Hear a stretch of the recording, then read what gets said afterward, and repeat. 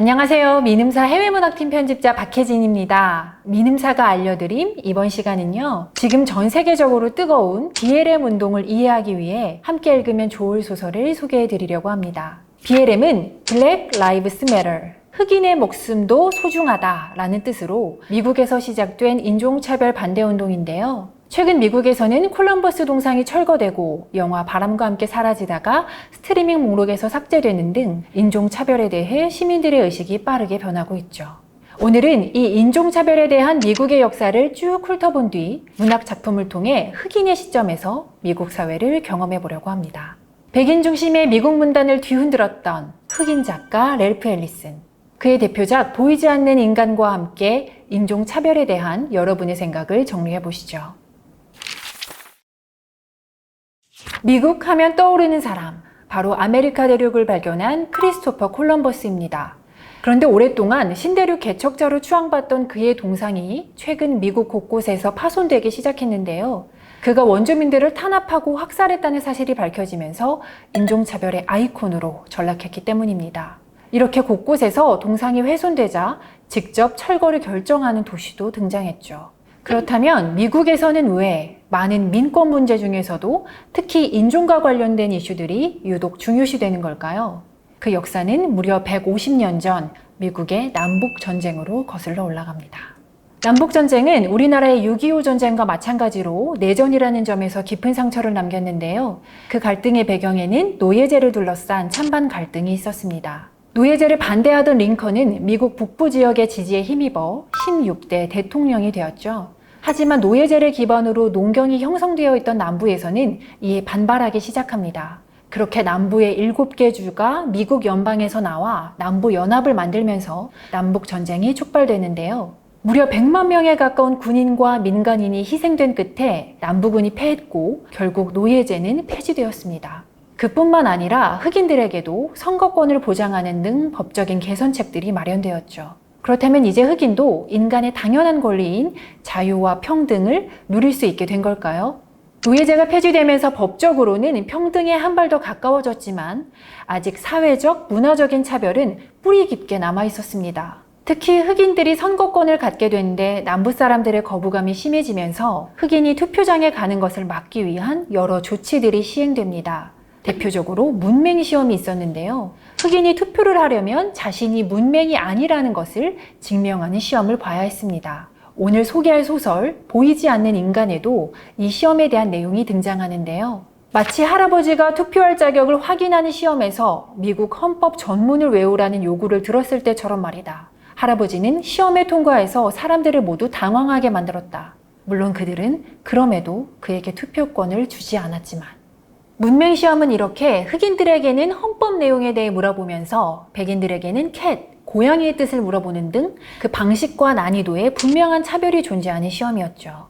결국 미국 남부에서의 흑인 투표율은 바닥으로 떨어지게 됩니다. 그리고 이렇게 투표를 할 수 없게 되자 흑인의 인권은 또다시 짓밟히는데요. 이때 등장한 것이 바로 짐크로법입니다. 짐크로는 얼굴에 까만 분장을 한 백인 배우가 흑인을 희화화한 것으로 유명한 코미디 캐릭터입니다. 이렇게 이름에서부터 경멸적인 의미를 지닌 짐크로법은 한마디로 흑인을 겨냥한 인종 분리 정책입니다. 짐크로법은 식당이나 버스 같은 공공장소, 심지어는 화장실에서까지 백인과 유색인종이 사용하는 공간을 분리합니다. 이런 인종에 따른 분리가 정당한지를 놓고 문제가 제기되자 미국의 연방대법원에서는 인종별로 구역을 나누더라도 백인과 유색인종에게 동등한 수준의 시설이 제공되기만 하면 합법이라는 결론을 내립니다. 그러니까 분리하되 평등하면 합헌이다 라는 유명한 판결문이 탄생한 거죠.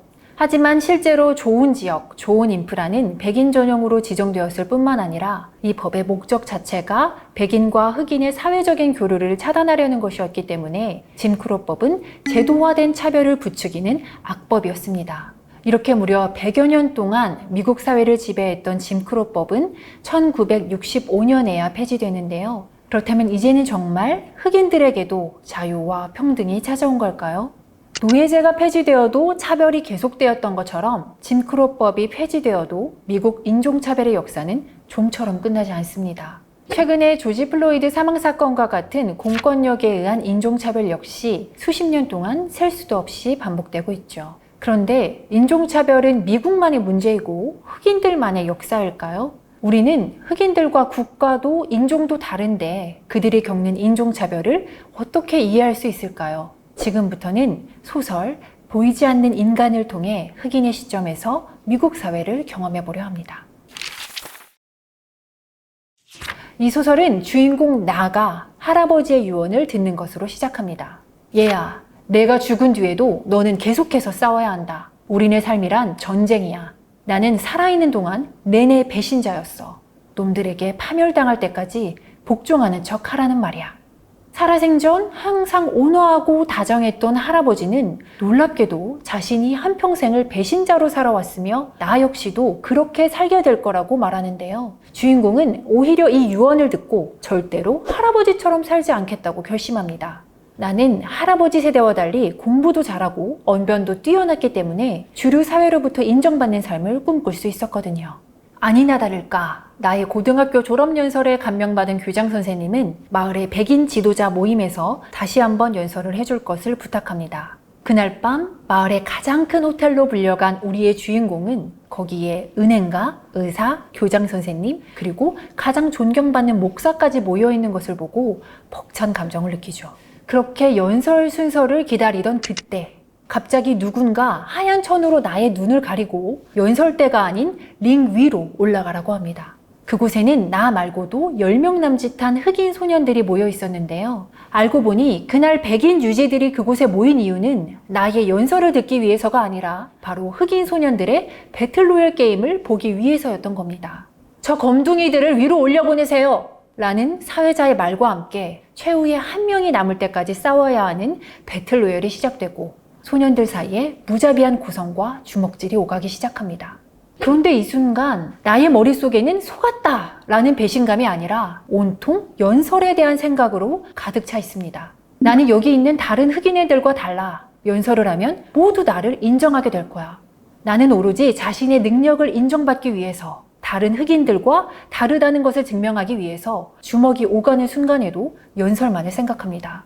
결국 나는 몸을 가누기 힘들 만큼 혹사당한 뒤에야 연설의 기회를 얻게 되죠. 그러나 이 연설조차 백인들에게는 하나의 구경거리일 뿐이고 조금이라도 자신들에게 거슬리는 단어가 나오면 말을 바로잡기 일쑤입니다. 마침내 이 굴욕적인 연설의 대가로 나는 대학에 진학할 기회를 얻게 되는데요. 백인들은 그저 적선을 하듯 대학에 입학시켜준 것이지만 나는 그동안의 노력을 백인들이 인정해준 것이라 믿으며 진심으로 감사함을 느낍니다. 소설 보이지 않는 인간은 이렇게 대학에 진학한 주인공이 백인들로부터 2번의 배신을 더 겪은 뒤에야 할아버지의 유언이 어떤 의미였는지 깨닫게 되는 내용인데요. 결국 자신이 미국 사회에서 보이지 않는 인간임을 알게 되는 것이죠. 이 소설을 읽으면서 저는 내내 마음이 묵직하고 가슴이 아팠습니다. 1950년대를 살아간 흑인 청년의 캐릭터에 시대도 인종도 성별도 다른 제가 자꾸 몰입이 되었기 때문인데요. 어느 흑인 집회에서 주인공은 이렇게 말합니다. 그들은 우리를 바보라고 부르며 바보 취급을 합니다. 바보에게는 기회를 주지 말라. 바보에게서 박탈하라. 텅 빈 머리를 침 뱉는 통으로 쓰고 등짝은 현관에 매트로 써라. 바보의 항의를 요란한 나팔로 사용하여 겁나서 입을 다물게 하라. 어떤가요? 우리도 어떤 기준으로 보느냐에 따라 사회적인 약자가 될 수 있음을 생각할 때 이 외침이 뼈저리게 아프지 않나요? 랠프 앨리스는 이 책에서 흑인뿐만 아니라 가난한 사람, 장애인, 여성 등 모든 사회적 약자들이 느낄 수 있는 수치심과 박탈감을 치밀하게 관찰하고 또 묘사하는데요. 이 책은 결국 자기 정체성을 찾기 위해 고군분투하는 모든 약자들의 이야기이자 동시에 내가 누군가를 차별하고 배제하는 장본인이 될 수도 있음을 느끼게 해줍니다. 그렇다면 70년 전 출간된 이 작품을 읽는 것이 지금의 인종차별 이슈를 이해하는 데 어떻게 도움이 될까요? 그 숨겨진 의미를 조금 더 살펴보겠습니다. 보통 어떤 사건을 제대로 이해하고 싶으면 뉴스와 책을 함께 보라고 이야기하죠. 뉴스는 사건의 세부사항을 들여다볼 수 있는 현미경이고 책은 그 사건이 일어난 맥락을 읽어낼 수 있는 망원경이라고들 합니다. 그런 의미에서 보이지 않는 인간은 인종차별의 맥락을 읽어낼 수 있는 망원경인 셈이죠. 여기에 더불어 무엇을 해야 할지 알려주는 나침판 역할도 하는데요. 소설의 제목을 들여다보며 더 자세히 살펴보겠습니다. 그러니까 제목 보이지 않는 인간은 두 가지로 해석될 수 있는데요. 먼저 주인공 나가 보이지 않는 첫 번째 이유는 바로 백인들이 흑인을 한 명의 개인으로 보지 않고 집단화해서 보기 때문입니다. 소설 속 백인들은 흑인이라는 이유만으로 상대를 조롱하고 심지어는 시해를 베풀 때조차도 개인이 아닌 흑인 그 자체로만 바라봅니다. 그럼 나가 보이지 않는 두 번째 이유는 무엇일까요? 그것은 그 누구도 아닌 주인공 스스로가 진짜 자신의 모습을 감추기 때문입니다. 졸업연설을 할 때도 대학에 들어가서도 남들에게 환영받는 행동만 하려다 보니 정작 고유한 존재로서 자기 자신을 잃어버렸던 거죠. 주인공 주변의 성공한 흑인들은 바로 이런 태도를 자신의 출세 비결이라고 강조합니다. 자네는 대학의 3학년 학생이야. 모카밭에서 일하는 가장 멍청한 흑인 새끼조차도 백인을 즐겁게 해주는 유일한 방법이 바로 거짓말이라는 걸 알아.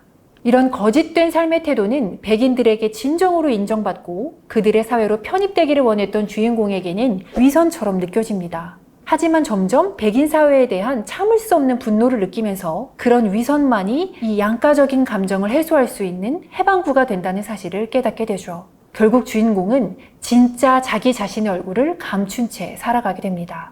하지만 이건 주인공이 흑인이기 때문만은 아닙니다. 훗날 주인공은 인종차별에 맞서기 위해 인권단체에 들어가게 되지만 여기서도 그는 보이지 않는 존재로 살아가게 되는데요. 그러니까 이 단체에서는 흑인이건 백인이건 모두 동등한 동료이기 때문에 처음에 그는 자신이 인종에 상관없이 진정으로 인정받고 있다고 생각하죠. 하지만 이내 이곳에는 익명의 역할만 있을 뿐 개인적인 판단과 목소리는 용납되지 않는다는 것을 알게 됩니다. 즉 전체의 목적을 위해 개인의 정체성과 개성을 말살하는 시스템 속에서 또 한 번 자기 자신이 되는데 실패한 겁니다. 결국 백인 사회에 영합하는 구도 속에서도 그리고 대결하는 구도 속에서도 진정한 나는 없다는 것을 깨닫게 된 것인데요. 이때 주인공은 이렇게 읊조립니다. 나는 20여 년이나 살고 난 후에야 자신이 보이지 않는다는 사실을 발견하고 비로소 살아있는 상태가 되었다. 랠프 앨리스는 이 소설을 통해 인종차별을 해결하기 위해 무엇보다 중요한 것은 우리 각자가 주체성을 회복하는 것이라고 말하고 있습니다. 그러니까 우리는 인종과 더불어 성별, 종교, 정치적 견해 등 다양한 차이를 통해서만 진정한 나로 존재할 수 있는데요. 이러한 차이를 무시하고 누군가를 그가 속한 집단으로 인식하면 우리는 그를 제대로 볼 수 없게 되는 거죠. 마찬가지로 우리가 스스로를 자신이 속한 집단과 무조건 동일시하게 될 때도 우리 자신을 제대로 볼 수 없게 됩니다.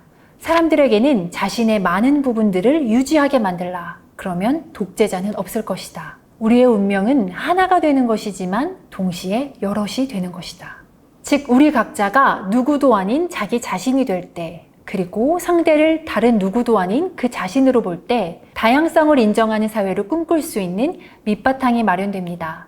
랠프 앨리스는 이 사실을 알지 못하면 자신이 보이지 않는다는 사실조차도 모르는 진정한 의미의 맹인이 된다고 말하죠. 여러분은 어떤가요? 여러분은 타인을 그리고 여러분 자신을 있는 그대로 보고 계신가요? 지금보다도 더욱 인종차별이 만연하던 1950년대의 흑인 작가 랠프 앨리슨의 작품을 만나봤습니다. 이 소설을 통해 앨리슨은 흑인 최초로 전미 도서상의 주인공이 되는데요. 이때 함께 후보에 올랐던 작품이 무려 해밍웨이의 노인과 바다였다고 하죠. 당시 미국 문단은 백인 작가들이 주류를 차지하고 있었고 흑인 작가들은 주로 사회의 불평등에 항의하는 작품을 써냈는데요. 그러다 보니 흑인 작가들의 작품은 보편적인 고뇌를 담아내기에 역부족이라는 평가를 듣곤 했다고 해요. 하지만 랠프 앨리슨은 인종차별의 현실을 직시하면서도 이것을 미국과 흑인만의 문제가 아니라 전 세계가 공감할 수 있는 인류 보편의 문제로 승화시켰습니다. 오늘은 랠프 앨리슨의 보이지 않는 인간이라는 조금은 낯선 작품을 소개해드렸는데요. 인종차별 문제에 대해 다시 한번 고민해보고 자기만의 생각을 정리해보는 시간이 되셨기를 바랍니다. 앞으로도 시사 이슈와 함께 살펴보고 싶은 책이 있다면 댓글로 남겨주세요. 지금까지 민음사가 알려드린 랠프 앨리슨 편이었습니다.